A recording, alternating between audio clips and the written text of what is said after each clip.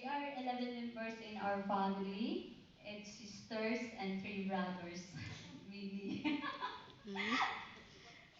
And opportunity, we are belong in a poor family. My religion's affiliation is Roman Catholic. Since my father died, I'm at the age of 15. And that time was the first storm came into my life. But this word I always in my mind. That is why I tell you, do not be worried about the food and drinks need in order to stay alive or about clothes for your body. After all, isn't life worth more than food and isn't body worth more than clothes? That's from Matthew 6:25. As years passing by at the age of 22, I got married and we blessed 4 children. We are living together. But again, unfortunately, the worst storm came into my life last 2008. My husband crashed in a motorcycle in his in coma in 24 hours. That time, the doctor told me to be ready on what will be happen to my husband. And the only thing comes into my mind to ask miracles and pray to God in heartily way. I'm very thankful that God answers my prayer for the recovery for my husband. And after 6 months, he is fully recovered.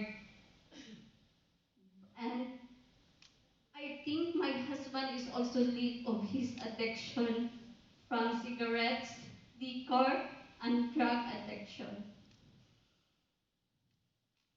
Unfortunately, he was not able to leave it. And I'm experiencing battered wife from him. But I accept everything for the sake of my children. Instead, I always pray to God, He is wrongdoings against me. And even if it is very hard for me to separate of my children, I decide to work in Manila last 2010 to 2014.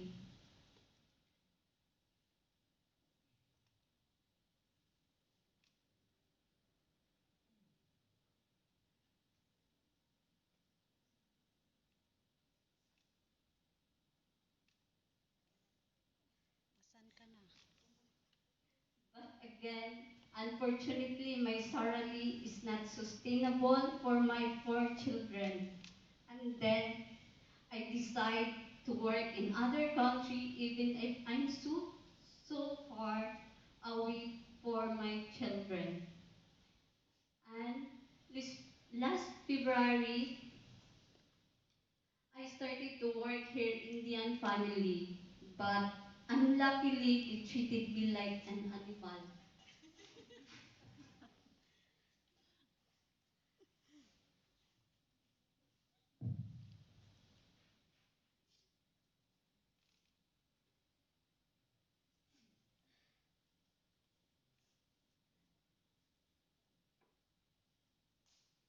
They always shouted me, and their house policy is not good. Every night my tears stop falling, but I do believe that despite of everything bad that happened to me, God is always beside me. And I asked for help to my sister until one day my loving sister took call to my agency and she asked a people for me to transfer in other employer. When I'm staying in my agency, I got interviewed in other employer, but unfortunately, this step back it's because of my loans agency. But besides, I'm still hoping and praying to God one day. I was hard by someone that I deserve to be. Then God hears my prayer. Ma'am Helena hired me on that 11th of April. Can say to myself that I'm blessed because God sent me a very kind employer. Unlike my previous employer who interviewed me, Ma'am Helena do not mind to my agency loans. I am so much thankful to God. And again, He answered my prayer. Ma'am Helena and her family don't treat me like other people to them. They treat me like in part of their family. And I learned a lot, not just in housework, but definitely God's words also.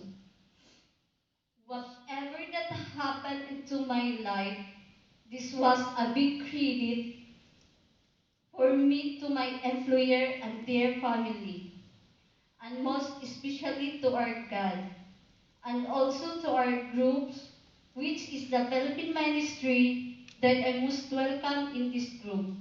Thank you to our facilitator, Ma'am Lilian, Ma'am Lynn, Bro Romel, Bro Benz, Lizel, and all members of our groups.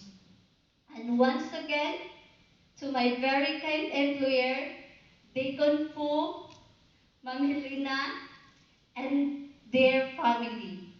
Thank you for everything, and God be the glory.